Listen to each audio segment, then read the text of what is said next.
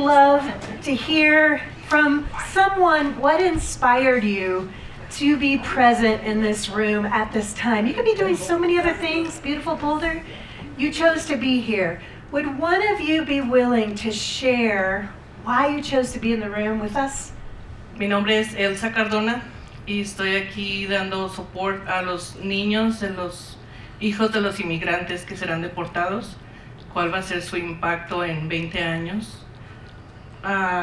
Como mi hija tiene 7 años y su papá fue deportado en 2018.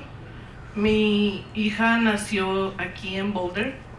Sin embargo, en la escuela la maestra le dijo, cuando te trajeron de México, y ella me vino a la casa y me preguntó, mamá, ¿cuándo me trajiste de México? Y le dije, no, tú naciste aquí en Boulder.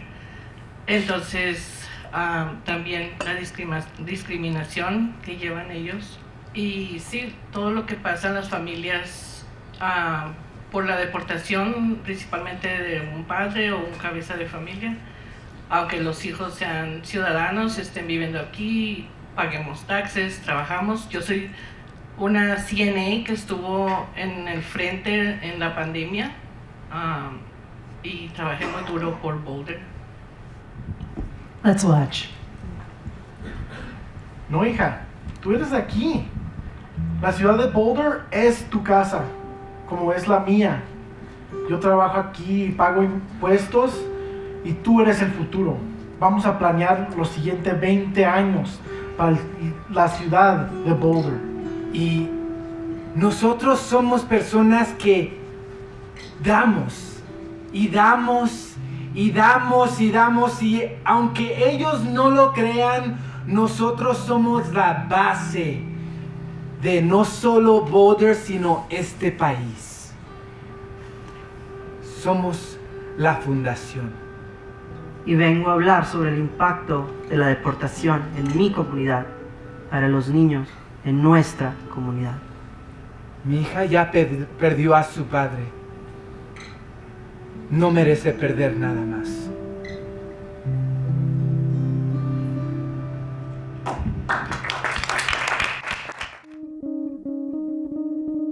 Who would like to share your vision for the Boulder Valley's future and see it played back? Hi everybody, my name is Steven, and I'm very passionate about higher education. I love CU Boulder. I've worked as an advisor at CU Boulder, and I really value students feeling a sense of belonging. And one thing that I really I was thinking about this, and I'd like to think that in 20 years, every student who would like to live on campus in Boulder will have the opportunity to do so. I think that if you want to live as a student, to be in the same place that you study, I think that could bring a lot of people closer together, more connected with the community. And I think in 2 decades that if you want to say, I want to live in the place that I study, you should be able to. Awesome, Stephen, thank you. And will you pick one of the actors to play you? We're gonna mix it up a little bit. Victor's gonna do it. All right, cool. Somebody else, a little short vision, okay? Thank you. I live in a manufactured home community that is 60 years old. And there is a resident there that has lived there for 55 years. This resident, plus about 29 other seniors, may lose their homes if we don't get connected to city waste plant, waste system. So I have a slightly different, we're an unincorporated county, and I would like the plan to extend the city to say yes to connecting us, because these people will be on the street, they'll be crazy, they'll be dead on the street. And what's your name? Peggy. Peggy, thanks. And will you pick one of the actors to play you, Peggy? Alejandro. Alejandro, thank you. All right, yes. Share your name and your vision, and pick someone to play you. Okay. Would you mind? for playing me. Alexis? Yes, Awesome. Great. Okay. Okay. Thanks. My name is Bella, and I have the privilege to live in Boulder for my entire life, and it's a very beautiful and vibrant city, but we do have a lot of challenges that I hope to resolve within the future, like 10, 20 years. A lot of Boulder residents are really outdoorsy, and who wouldn't be in such a beautiful place, right? But one of the challenges that I face, and I know a lot of people that I know face, is safety within our community. And a way that I hope that we can fix that in the next 10 years is maybe more walkways, more roads, more bikeways, and resources for those who need them, because a lot of the community is privileged, but not everybody is, and it's our responsibility to take care of each other. And most of all, I wish that Boulder would be at the forefront of sustainability efforts within our country, because we have a lot of forest fires here, we have a lot of natural disasters, and using our innovative ways to fight against that and protect our communities is something that I see in our future. And there's this big thing about people not being able to see the difference between a space and a place, and I see that in the future, Boulder is going to be a place that's interconnected within its community and understands the implications of diversity and culture within it. Thank you, and beautiful. Thank you. You have to sit up here? You don't have to, but we'd love it if you did. Oh, okay. Good afternoon, everybody. My name is Ava Hamilton. And Ava, would you mind picking one of the actors to play you? I don't know. One of those two, JR or David? Anybody. I can't choose. Great. David will do Okay. it. Okay, thank you. That way they can listen in I'm a not good at quick choices. way. I have lived here. I came here to attend the University of Colorado in 1970, and so I've lived here for over half a century. I love this place because I'm Arapaho, and I get to live where my ancestors lived. I have many relatives who lived and died here, and this place is precious to me, and it is very, very sacred place. There's so much history here that is not known to the general public, but I know a lot of places, and I know a lot of things about this place. That's what I want, is for all the people who come here, no matter where they come from, no matter if they are indigenous or from other countries or wherever they're from, to take care of what we have, and that is life, all living things. Take care of our planet, take care of Mother Earth. That's what I would like for our whole community. Thank you. Thank you, Ava. Thank you. All right, so we're going to watch a new form, and each of the actors that has been chosen is going to bring forward the voice that selected them. So let's watch. All right, now that you've graduated from college, what do you want to do? You want to live here in Boulder. Amazing. In the last 20 years, Boulder has become a hub for people to come and live and grow and help it become more diverse. More diverse. Yes, I want to live here. It doesn't matter where you come from. What matters is the fact that you ended up here at a place like CU Boulder. So come, join us. Come live here and prosper with us. Add to our diversity. I don't think that you fully understand that this is important. This is life or death. If we are not worrying about the people that I live in community with, what's going to happen? We don't even have real access to clean water, which should be a natural and right for every single person. So stop worrying just about yourself. Worry about all of us. All of us. All of us. All. No matter if you own a home or a mobile home, Boulder's for all of us.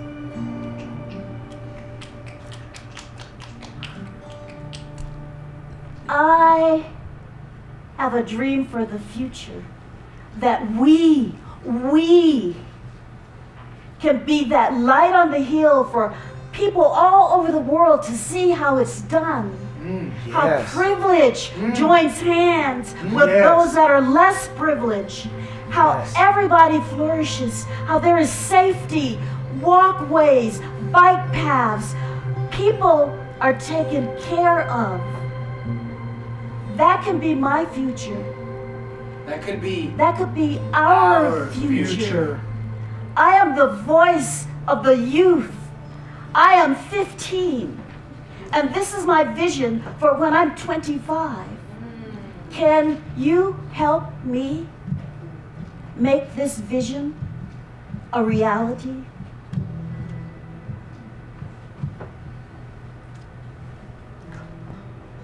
I've lived in Boulder for so long. too long. I'm blessed with living in the place where my ancestors came from. So much rich history. And wherever you come from, I need you to understand our history. I need you to know where you're standing. And I need you to protect it with me. Protect it with us. There's so much wisdom. Protect our mother.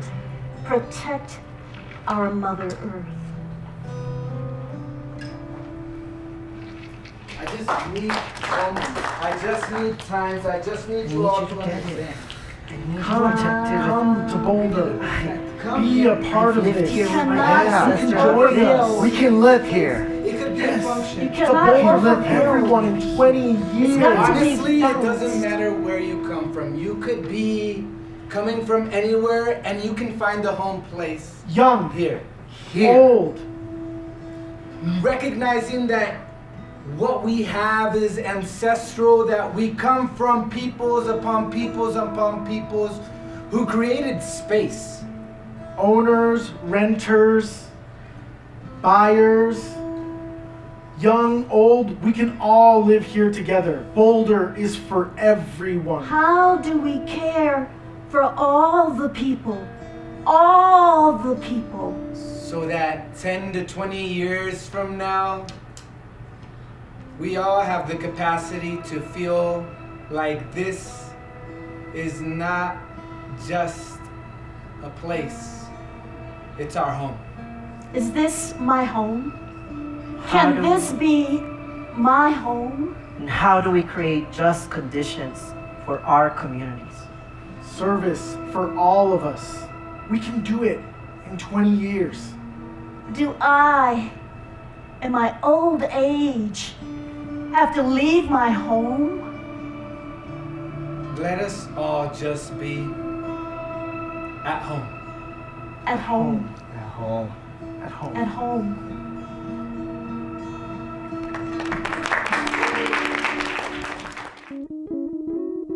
What we want to hear this time are what we call pairs, but what you may call conflicting feelings. Hello all, my name is Andrea Nawaji. I am the Executive Director of Harvest of All First Nations, and I am honored to be here on this land, first of all, of the Arapaho and the Cheyenne, and all the other tribes that, the Ute and even my tribe, they used to congregate here.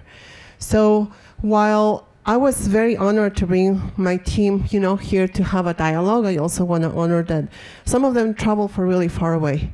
And also we are really busy community members because we don't have the privilege that some of you all have. And we are, like in the middle of trying to navigate difficult decisions within the family, navigate our income and navigate our work. And so with that said, it's a little bit disheartening for us particularly and cause a lot of confusion. I appreciate the art, beautiful art that you guys are doing, but I don't know if this is the right place to do this. Because, it feels like these visions and this importance of stories that are life-threatening right there, are not taken seriously. Because we are talking about the future of our not only generations now, but also of the climate here that's happening, within Boulder. So we are confused. Yes, we are like a little bit, just really like trying to understand if this is going to be taken seriously or if we're just here wasting our time. So, because our time is really valuable, as I said. So please come from a perspective of, not privilege, but understanding of the position that you carry here within this council. Thank you. Everybody ready? Let's watch. What the hell am I doing here? We travel far. We travel from everywhere to make sure that our voices are heard, because that's who we are. We are sacrificing our time, limited money, and time, and more money. And are you gonna take us seriously or not? Again, what the hell am I doing here? No, I'll say it. What the are you doing? And are you listening or not? Yes.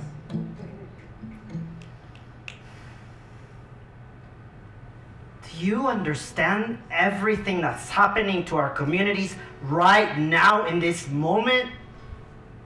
We are dealing with life and death issues. Our voices must be heard. Do you know what it took for all of us to be here today when we could be out there doing the work to save our communities? We are out here today to do the work to save our community, all communities. And are you gonna take us seriously, or I'm just gonna watch these clowns on stage? And I am raising my voice because you must take us seriously, or we all will sink.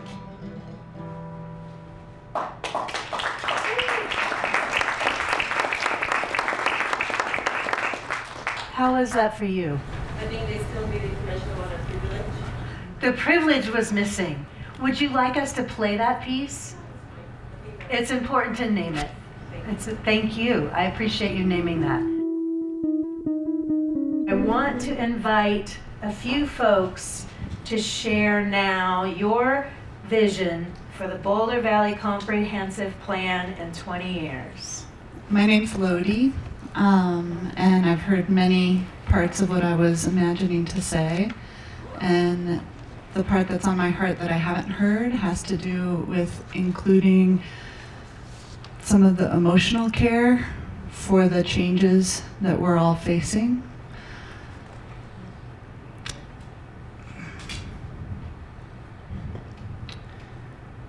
In the dream, we wake up out of the illusion of separation, the illusion that any one part of the greater whole can benefit at the expense of another. We wake up to seeing how, if the mining of precious metals to make our batteries and solar panels and electric cars is still part of the extractive and exploitive process, hurting people and planet, we have not yet found a regenerative path forward. In the dream, the comprehensive plan supports sitting in circles with each other in grief and despair of our complicity in the very systems we hope to shift, humbled and willing to open to lessons from the other than human world and to the current cultures, indigenous folks who've continued to tend earth-honoring ways. In the dream, we wake up to the joy that we give up nothing but lies and isolation and patterns of harm when we return to our place of belonging in the wider web. That was beautiful, Lily. Thank you. In the dream. Thank you so much. Okay, here we go. Sure, come on. Share your name, share your vision. Let's go. Hi, my name is Lenora Cooper, she, her pronouns. and amplifying and finding a specific way to implement what Lodi just shared. I'm going to talk to you about food access versus charity model versus food justice. You or someone you know is hungry, and I mean hungry. The charity model looks like first you have to find a place. Then you have to make an appointment. You might have to wait a month to get your appointment. You have to show up with your documentation and prove that you are worthy, which means that you qualify. Then you have to make an appointment to come get your food, which is usually during business hours when you are either working or taking care of your kiddos. The environment in which you go is crowded and noisy and drab. Incidences of racial and other violent language are on the rise and are having trouble being addressed. So safety? Then you go in, I'm being told I gotta talk faster, and I'm usually good at that. Then you go in, God knows what you're gonna get. It's impossible to meal plan. Things that are subsidized are very low quality. And if you have anyone in your family who has special dietary needs like dairy-free or gluten-free, in the words of King George from Hamilton, good luck. And the justice model, you get to ride or walk 10 to 15 minutes in your neighborhood. It's beautiful, it's clean, you have affordable, delicious, nutritious, culturally relevant food that you have the freedom to purchase anytime. Boulder has the intelligence, the knowledge, the people to make that happen. What we need is the determination, the will, and the financial commitment to make it a reality. We can do this.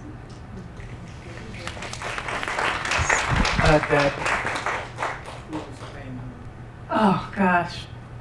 Who would you like to play you? Miss Alexis. Miss Alexis. Great. Lily, how about you? David. Thank you, Lily. And then maybe we have one more sharing.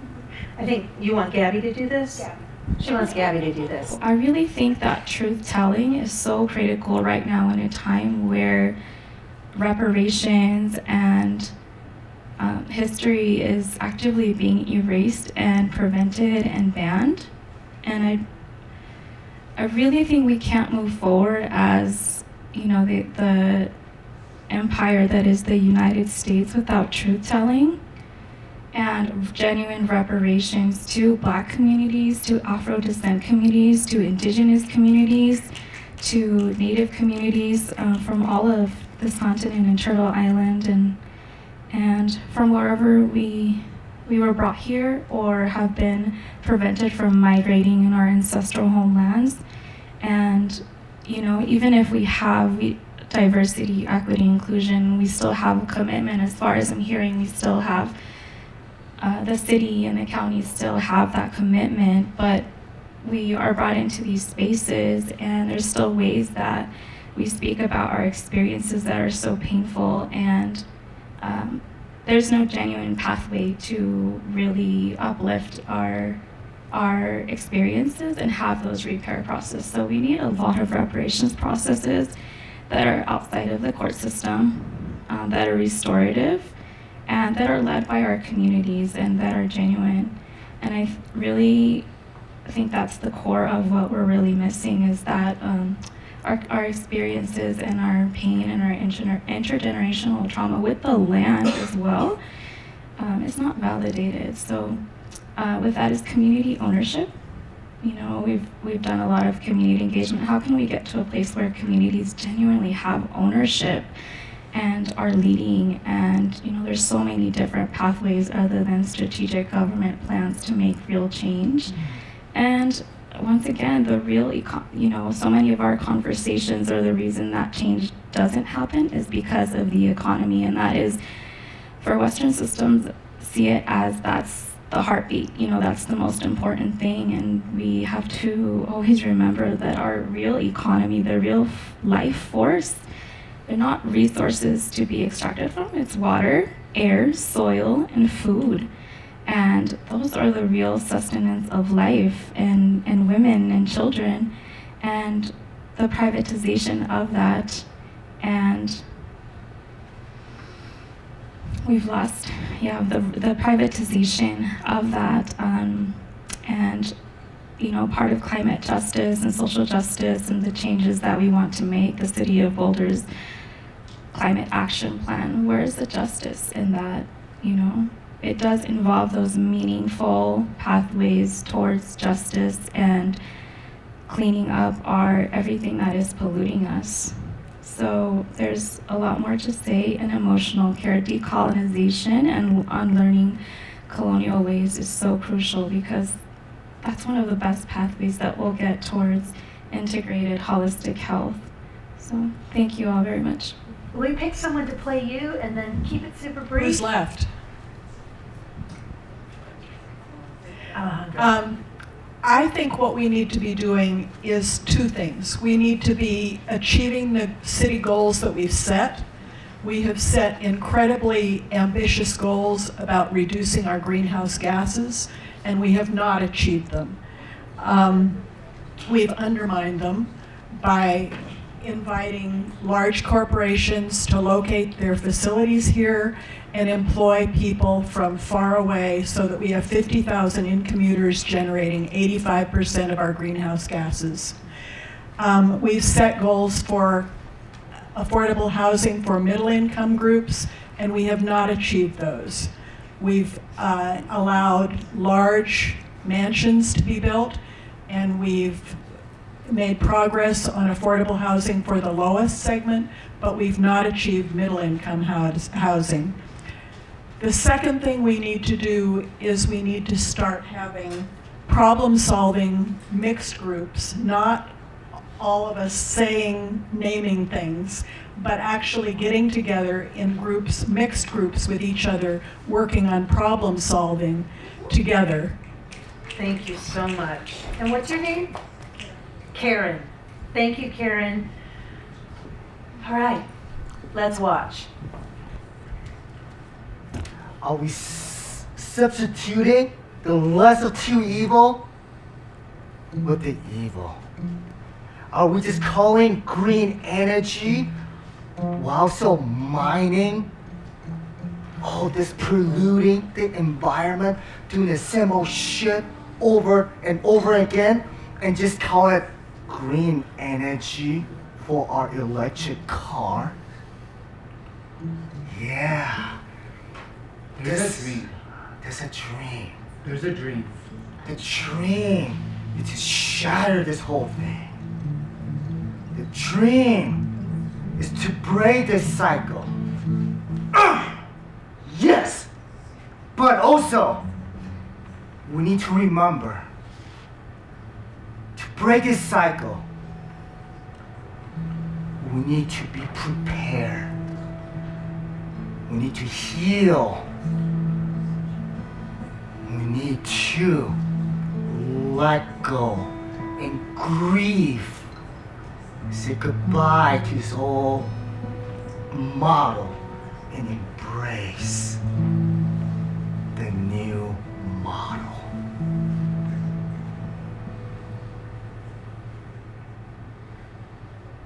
With everything that's happening right now, how can we even feel safe in our bodies, in our communities? For hundreds of years, our communities have been targeted. Our communities of color, two-spirit, queer, trans communities have been targeted. So how can we stop these cycles that stem from colonization and reclaim and repair within ourselves and within our communities? Because only through those processes, only through sitting together and actually recognizing the pains in our community, recognizing our past and reconciling it, will we actually be able to build a future together. Together. We can do this.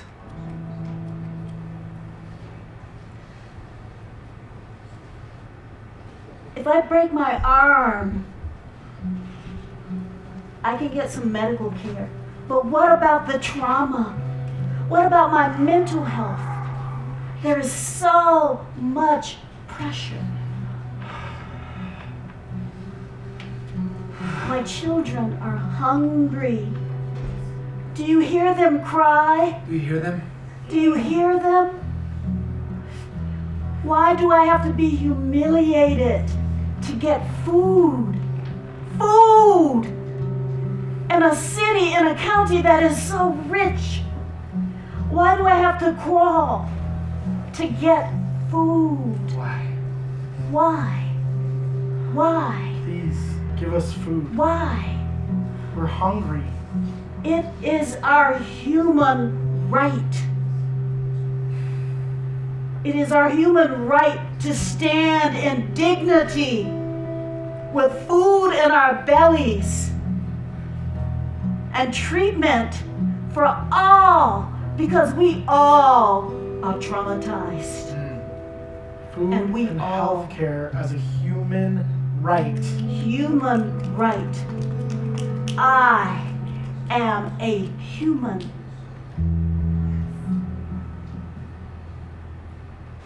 We've already talked about this.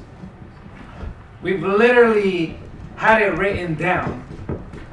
Since forever. You have to do is actually just fulfill the promises that were written down. It's right here. Right here. Right We have there. a plan. We have a plan. Let's start checking these boxes off. Greenhouse gases need to go down. You know how that's gonna happen?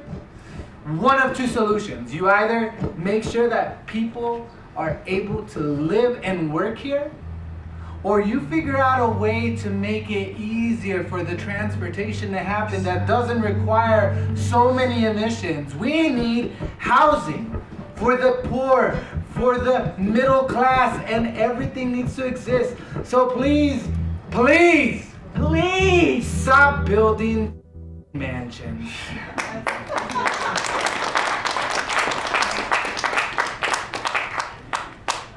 What are we gonna do about Oh these boy, problems? oh boy, oh boy. Greenhouse gas goals. Ah, I need new Climate energy. change is I need affecting us new so ways. This is so Everyone embarrassing. should be I hungry. want to. I need energy.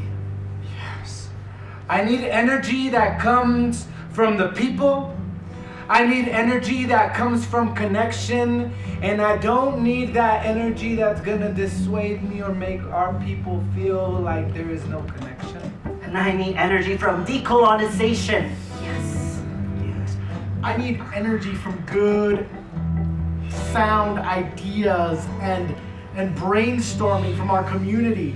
Let's meet and actually wrestle with these problems. Yeah, can you imagine if we actually worked on the problems? The problem. If we got people together and just focused in on the problem, one at a time. Let's all focus on transportation. We have so many capable, brilliant minds here. Let's put those resources together to solve our problems. We have the solution Let's right all focus here. on housing. Right in this room. The genius. The genius right in this room. Let's all focus on emissions. Emissions. Let's all focus on being one together to focus in on what not only the problem is, but what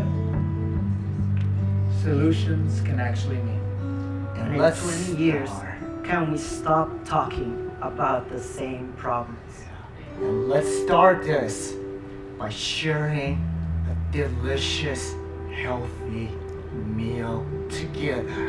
Together. Together.